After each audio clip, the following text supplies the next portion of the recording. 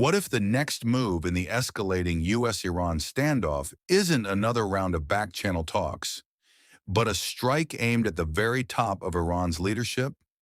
According to reports from Axios, one of the options allegedly presented to U.S. President Donald Trump involves targeting Iran's supreme leader, Ali Khamenei, and potentially members of his inner circle, including his son, Mojtaba Khamenei, who is widely rumored to be a possible successor. That's not a routine airstrike. That's not a warning shot. That's a decapitation strategy. And if true, it represents one of the most extreme military options ever discussed between Washington and Tehran. Let's break this down. A decapitation strike is designed to eliminate a country's top leadership in order to create shock, confusion, and potential regime collapse. And the theory is simple. Remove the head of the system and the system fractures. Supporters of this idea argue that Iran is already under pressure, economically strained by sanctions, politically divided, and facing periodic internal unrest. They believe eliminating the supreme leader could trigger instability inside the regime and possibly accelerate internal change. But critics warn the opposite. They argue that targeting Iran's highest religious and political authority wouldn't weaken the system. It could unify it overnight. In Iran's structure, the supreme leader isn't just a political figure. He is the commander-in-chief of the armed forces, the ultimate authority over the Islamic Revolutionary Guard Corps, and the final decision-maker on national security. Speaking of which, the IRGC is not a conventional military branch.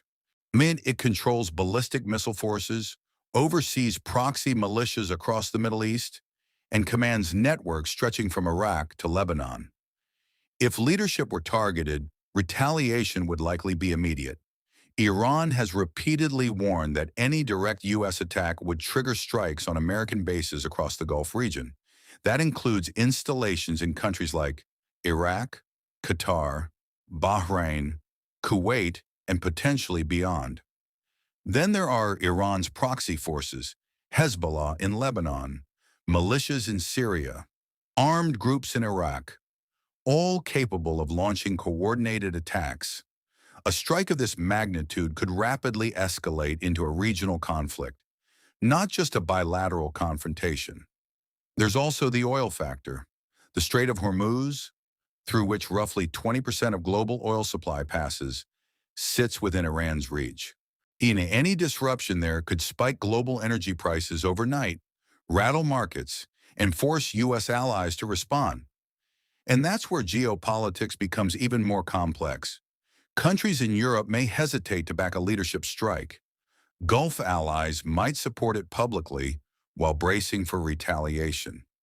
Meanwhile, major powers like Russia and China would be watching closely. Both have strategic ties to Tehran.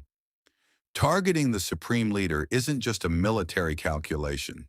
It's regime change.